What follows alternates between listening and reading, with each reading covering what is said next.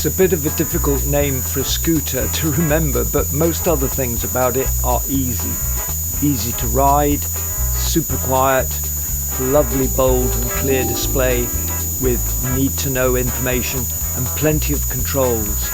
LED lamps, winkers, quirky rear lights, horn, centre stand, side stand, small luggage compartment, luggage rack with optional top box, a battery that lifts out to be charged and leaving little room for storage.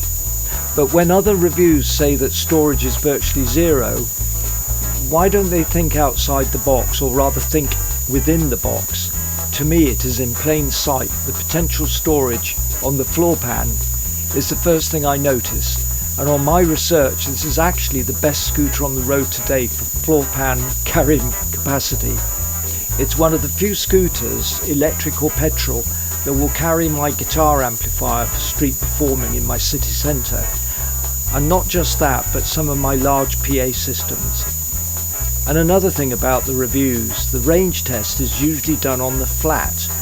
Well, in this review I'm going to test the power and battery life on hills so steep that when it snows, cars easily slide down them. Yes, it's true, certainly before they started salting the roads. So I am riding my Soco Cux, I think it's called, in the city of Bath, my hometown. Let's get the action cam set up. Okay, so I live on quite a steep hill, and the first thing I notice is it won't take off. It just rolls backwards, which could be dangerous. So you've got to actually steady the bike and then engage.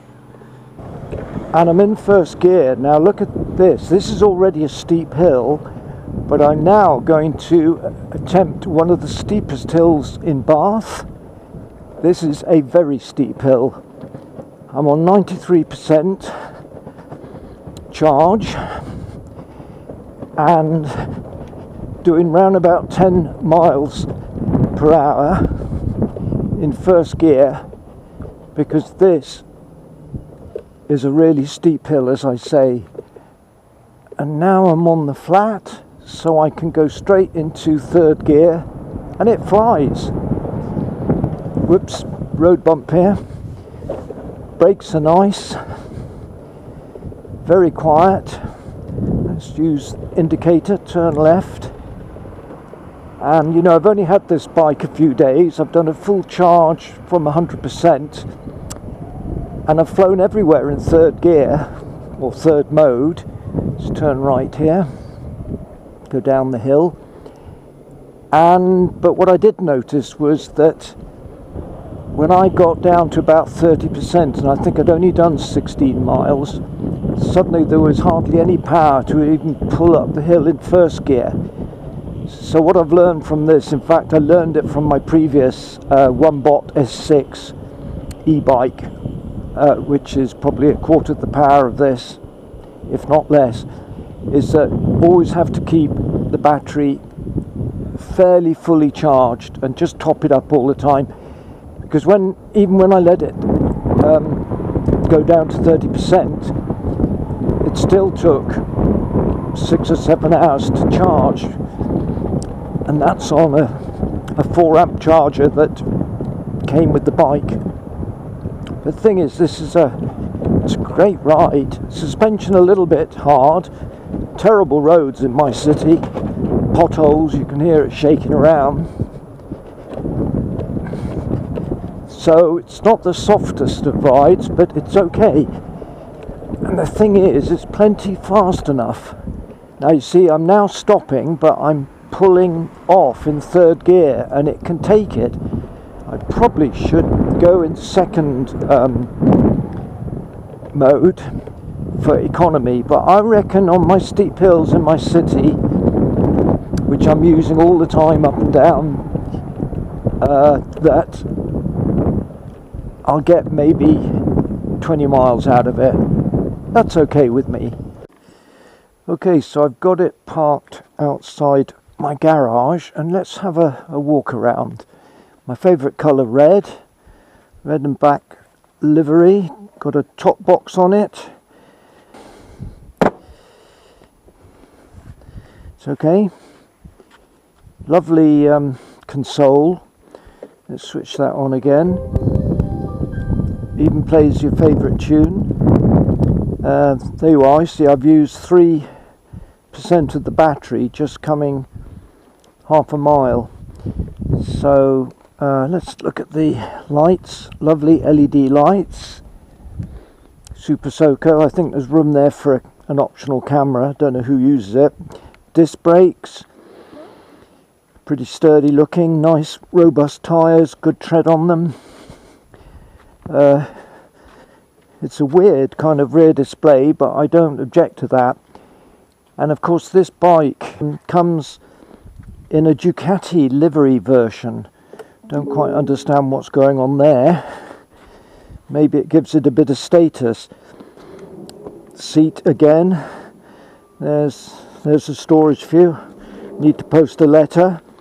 There's the battery pack, which lifts out. It's got an on-off switch here.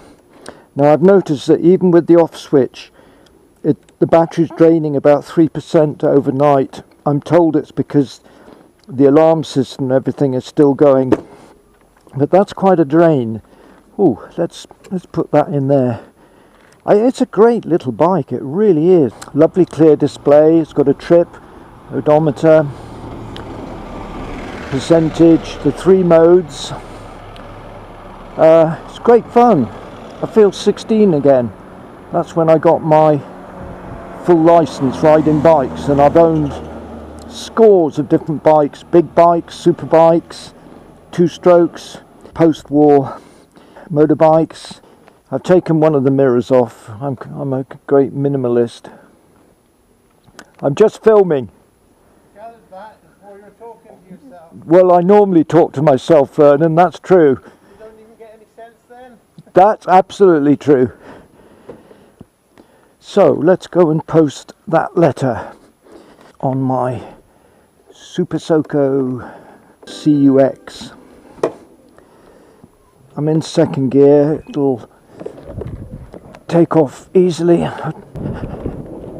So I'm down to 90%, so it's really drinking the juice. What does surprise me, because I am a woodworker and I test. I probably tested the first cordless tools back in the late 1980s when they were NICAD, but the lithium ion battery tools, they hold their power and their charge right until they drop. You know, they suddenly go dead, whereas the same batteries, lithium ion, are used in these e-bikes, e-scooters, and you really have to keep them topped up because, let's park over here.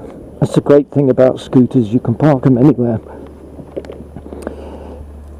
But it seems that the power drops off significantly, around about 30%. So when I charge it, I just won't let it drop below 30%. Let's post this letter. 5 o'clock. Still got my eyesight at my ripe old age. There we go, job done. So there's something quite satisfying about riding electric, even though it's not entirely green. You've got the, you know, the carbon footprint of how the thing is built, plus the impact of mining lithium, and flies up the hill. 88%. Turn left here. Indicators I prefer if I heard a definite click, and even if I felt a definite click. But I can see, if I look at the display, it's clear. I'll have to tighten up that mirror. It's swiveling all over the place. Oh, one of my favourite houses in this old-fashioned museum town city. A beautiful modern house. I think there's about 1,000 recharge cycles, because I can see me recharging it every day. I don't know, what's that, 3 years? 3-4 years?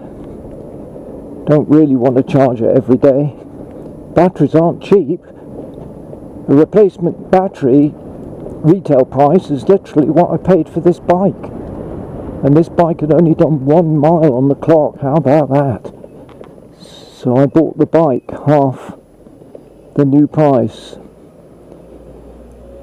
You see, the crazy thing is, where I live, it's a rather what I call bourgeois city, and people like me are complete oddballs riding 2 wheels. But if you go to Milan or Paris or Barcelona, Prague, their 2-wheel vehicles are the bread and butter of intelligent city mobility.